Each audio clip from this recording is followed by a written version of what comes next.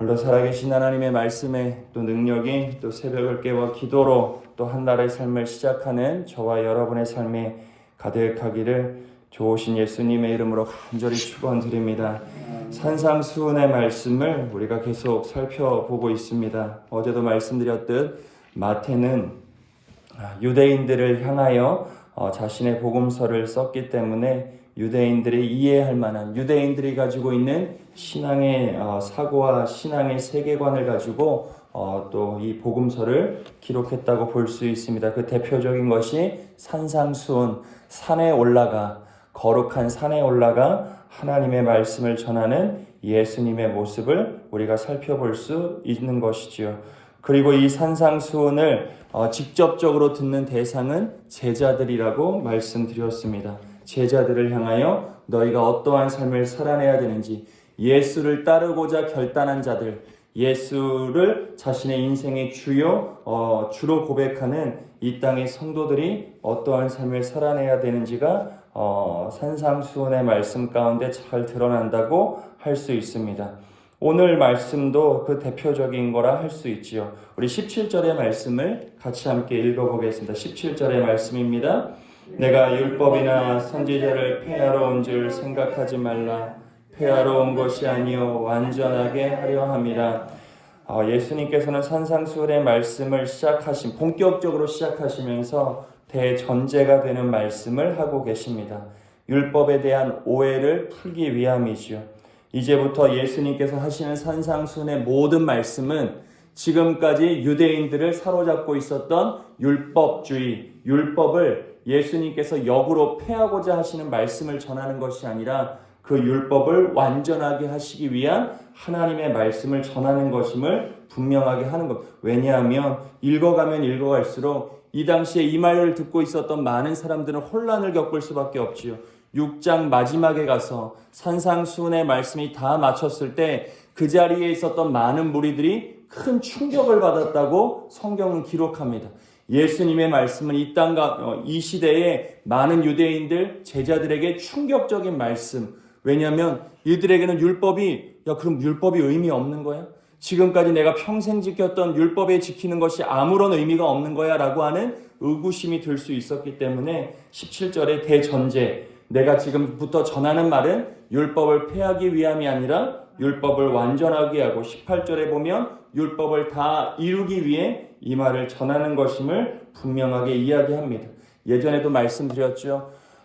부모에 대한 사랑을 깨닫기 이전에 부모가 자식을 위하여 하는 이야기는 다 사랑을 위해서, 다 자식을 위해서 하는 말이지만 자식 입장에서 부모의 사랑의 마음을 깨닫지 못하면 부모가 하는 많은 말들을 잔소리로 여길 때가 있습니다. 귀찮아요. 다 아는 내용 얘기하시는 것 같아서 때로는 그 말에 반발할 때도 있고 그 말을 튕겨낼 때가 얼마나 많은지 모릅니다.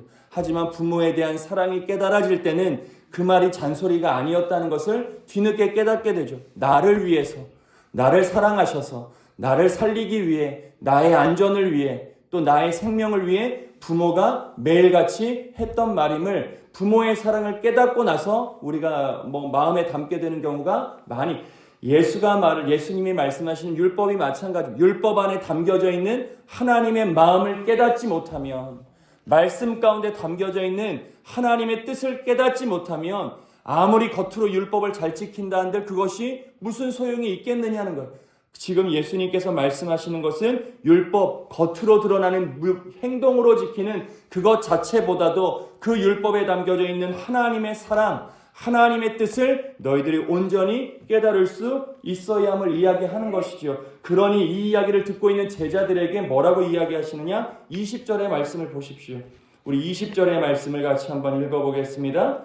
내가 너희에게 이르노니 너희 의가 서기관과 바리새인보다 더 낫지 못하면 결코 천국에 들어가지 못하리라. 제자들이 충격받을 수밖에 없습니다. 제자들에게 예수님이 뭐라고 너희의 의가 누구보다요? 바리새인보다 더 낫지 못하면, 서기관보다 더 낫지 못하면 결탄코 천국에 들어갈 수 없다. 이 당시만 해도 서기관, 바리새인 율법의 박사들이에요. 율법 지킴, 이 사람들을 따라갈 수가 없어요. 근데 예수님 뭐라 그래요? 너희의 의가 그들보다 더 낫지 않으면, 여기서의 의가 뭐냐는 거예요. 바리새인과 서기관들처럼 율법을 더 많이 지키는 것을 지금 예수님이 이야기하고 계시는 건가? 아니요. 더 많이가 아니에요. 율법을 더 깊은 마음으로 하나님의 뜻을 깨달을 수 있어야 된다. 하나님의 의, 하나님의 뜻, 이 율법을 주실 수밖에 없었던 하나님의 마음을 너희가 더 깊이 깨닫지 못하고 너희가 더 깊이 헤아리지 못하면 결단코 천국에 들어가지 못한다 하시면서 그 당시에 율법 지킴에 있었던 많은 것들을 예수님께서 역으로 말씀하시죠. 오늘은 그 중에 살인에 대한 이야기를 하고 계시는 겁니다. 사랑하는 여러분, 우리가 하나님을 사랑하면 말씀드렸죠. 계명 지키는 게 어려운 일이 아니에요. 사랑이 없으니 버겁고 어려울 때가 있는 겁니다. 부모 자식 간의 관계가 똑같아요. 부모를 사랑하면 부모님이 하시는 말씀이 잔소리가 아니라 귀찮게 들리지가 않아요. 더하죠. 더합니다. 하지 말라고 해도 더하는 삶, 과한 삶을 살아가게 되어 있어요. 그 마음을 알기 때문에, 사랑하기 때문에. 율법도 마찬가지입니다. 이 당시에 서기관들, 바리새인들, 하나님의 사랑은 온데간데 없습니다. 오로지 하나님께서 주신 율법의 행위를 지키고 안 지키고가 그들에게는 생명이었어요. 그 잣대를 가지고 너는 천국에 들어갈 수 있고 너는 못 들어가고 너는 온전한 사람이고 너는 온전치 못한 사람임을 구분하는 잣대로 사용했던 그 율법을 예수님께서 지금 다시 완성해 가고 계시더라는 것입니다. 사랑하는 여러분, 오늘도 하나님의 말씀을 지키는 삶을 살아가기 이전에 우리가 먼저 하나님께 구하여야 할 것, 주님의 사랑을 깨닫게 해 주시옵소서. 오늘도 나를 사랑하시는, 오늘도 내 인생을 붙들고 계시는 하나님의 뜻과 의와 마음이 먼저 깨달아져서 이 땅 가운데 주신 하나님의 말씀을 온전히 이루며 살아가는 삶을 나로 하여금 살아가게 해 주시옵소서. 지키는 삶이야. 지키는 거 중요하죠. 하지만 우리의 신앙의 궁극적인 목적은 말씀을 지켜내기 위해 안절부절 아등바등하는 것이 아니라 말씀을 이루어내는 삶을 살아낼 수 있어야 돼요. 그 전제가 하나님의 의, 하나님의 뜻, 하나님의 마음, 하나님의 사랑을 역으로 깨달을 때 우리가 말씀을 온전히 이루어내는 삶을 살아낼 수 있다는 것이지요. 우리 21절, 22절의 말씀을 같이 함께 읽어보겠습니다. 21절과 22절입니다.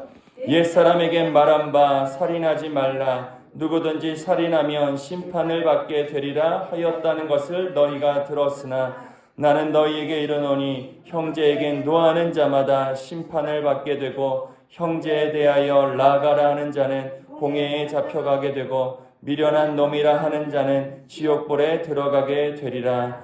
예수님께서는 대표적으로 그 말씀을 지키는 삶에 있어서 가장 먼저 살인에 관련된 말씀을 먼저 하십니다. 예수님께서는 계명을 행동이 아니라 마음의 뿌리에서부터 무언가를 끌어올리시는 말씀을 지금 하는 거예요. 겉으로 드러나는 살인, 누군가가 누군가에게 해를 가하거나 돌을 던져서 살인을 행하는 것, 그건 겉으로 보여지는 살인의 결과로 보여질 수 있지만 그것 이전에 누군가의 마음을 노엽게 하고 누군가의 마음을 아프게 하는 그 행위 자체가 살인의 출발이 될 수 있다는 것을 예수님께서는 이야기하는 겁니다. 살인, 겉으로 드러나는 모양의 살인은 그냥 결과일 뿐인 것이죠.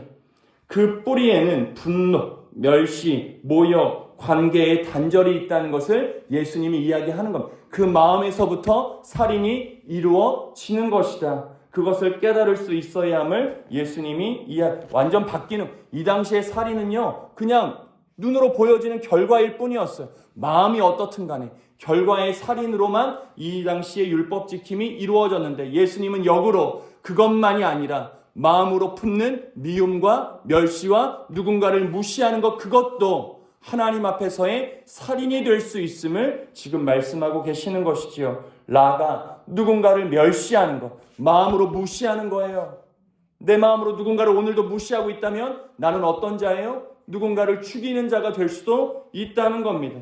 미련한 놈이라고 이야기하죠. 누군가의 인격을 존중하는 것이 아니라 그 사람의 살아온 삶의 배경과 그 사람이 살아온 모든 시간들을 내가 때로는 무시해버리는 경우가 있어요. 내 마음대로 나의 옳음을 주장하며 상대의 삶의 경험을 무시해버리는 경우가 얼마나 많은지, 그것도 살인이 될 수 있다는 것을 이야기합니다. 우리의 말 한마디, 우리의 시선 하나, 우리의 표정 하나, 우리의 행동 하나가 누군가의 마음 가운데 노엽게 하거나 누군가의 마음을 아프게 한다면 내가 오늘 누군가를 살인하는 일일 수도 있음을 오늘 예수님께서 말씀하시죠. 그리고 우리가 잘 아는 말씀 23절과 24절을 말씀하십니다.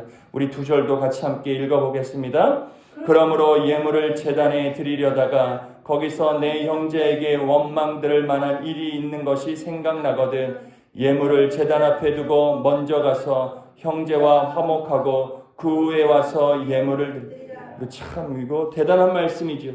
예배를 드리기 위해 많은 사람들이 이 주 앞에 예물 드림이 얼마나 중요합니까? 주일날도 우리가 정성껏 예물을 준비합니다. 그런데 예수님께서 하시는 말씀이 뭐예요? 예물은 그냥 드리는 게 아니에요. 예물을 드림에 뭐가 같이 따라가는 거예요? 예물에는 뭐가 같이 따라가요? 우리의 삶이 따라가는 거예요. 예물 자체만 가는 게 아닙니다. 내가 아무리 많은 것들, 이번 주에 내가 11조도 많이 드릴 수 있어. 그것만이 아니에요. 내가 이번 주에 감사헌금 많이 드릴 수 있네. 기쁘지요. 하지만 그것만 가는 게 아닙니다.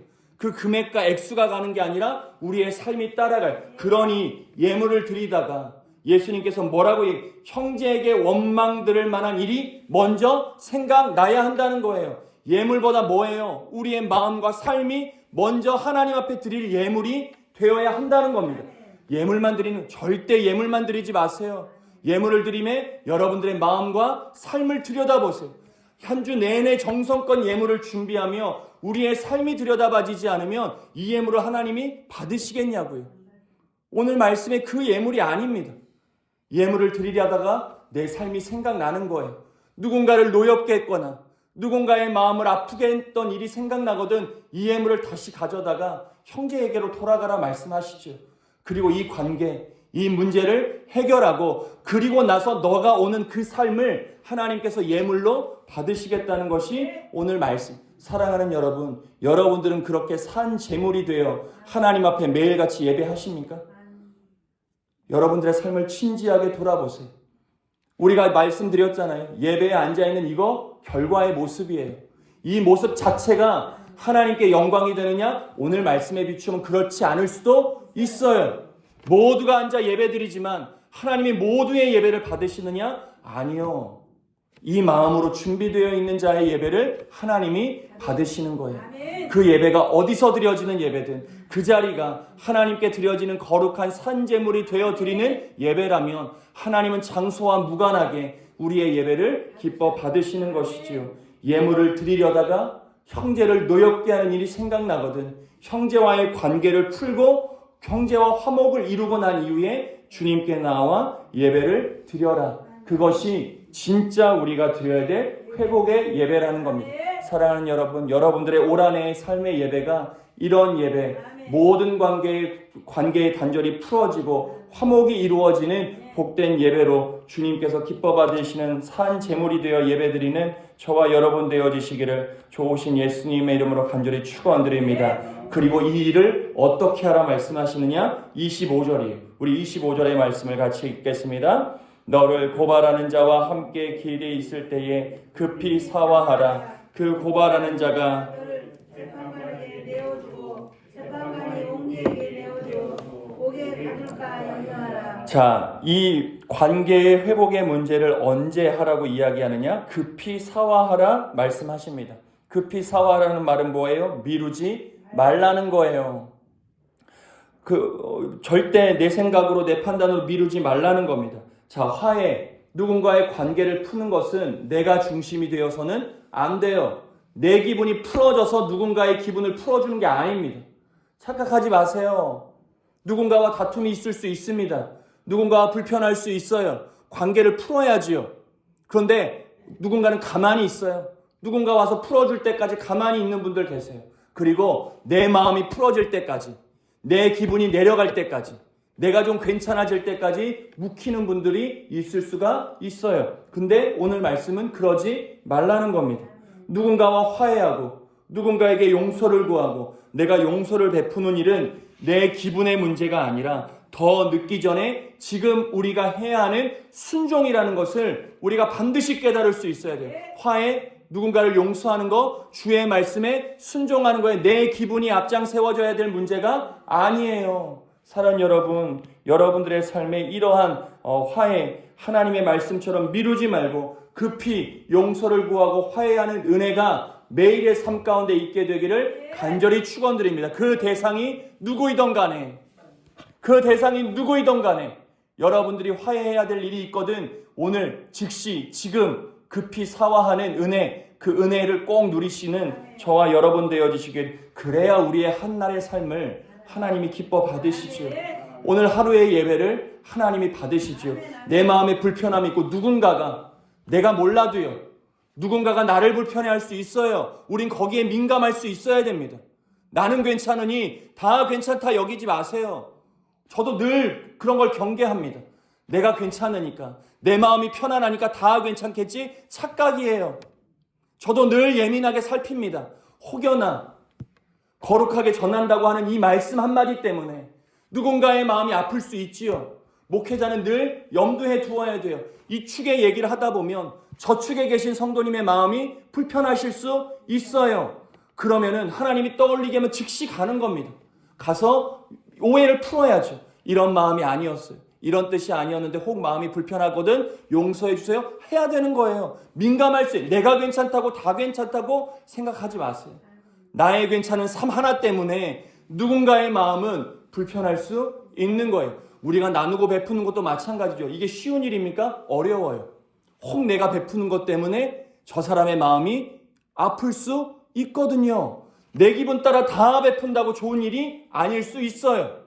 나의 베품과 나의 어떤 선행이 누군가의 마음에 아픔을 줄 수도 있다는 것을 우리가 한 축으로 늘 염두하며, 우리가 거기에 너무 매이지는 않아야 되겠지만 내가 괜찮다고 다 괜찮지가 아니라 혹 나의 삶으로 나의 편안한 삶 때문에 누군가가 또 아픔을 겪는 것은 아닐까? 우리 주변을 늘 그런 마음으로 살피며 우리가 살아갈 수 있어야죠.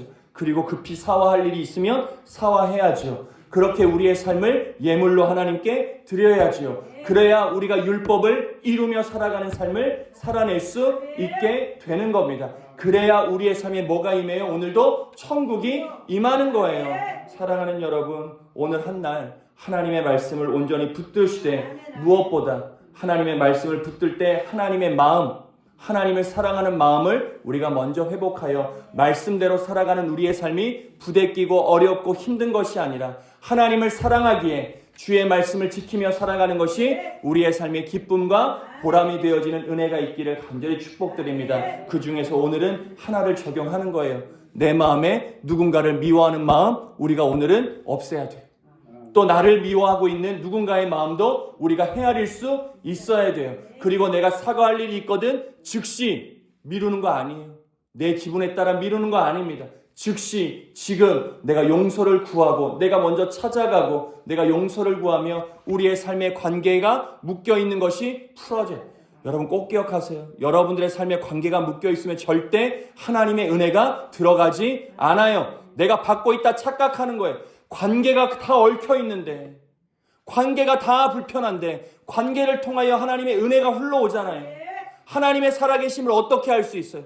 하나님이 나를 사랑하신다는 것을 우리가 어떻게 매일같이 누리며 살아갈 수 있냐고요. 내 옆 사람의 말 한마디로 내가 깨닫는 거예요. 내가 하나님께 오늘 사랑을 받고 있어. 누군가를, 권사님 통해서 내가 사랑을 깨닫습니다. 오늘 권사님의 말 한마디를 통해 내가 하나님의 사랑을 깨달아요. 권사님의 선행을 통해 내가 홀로가 아니구나, 하나님이 오늘도 나와 함께 하시는구나를 권사님의 선행을 통하여 제가 깨닫는 거예요. 근데 이 관계가 매여 있으면, 이 관계가 묶여 있으면 어떻게 우리가 하나님의 사랑을 깨달으며 살아갈 수 있겠냐고요. 사랑하는 여러분, 여러분들이 오늘 그 통로가 되어주시기를 간절히 축원드립니다. 급히 사화하시며 하나님의 은혜 가운데 오늘도 하나님이 주시는 천국을 살아가는 저와 여러분의 복된 한 날 되어지시기를 좋으신 예수님의 이름으로 간절히 축원드립니다.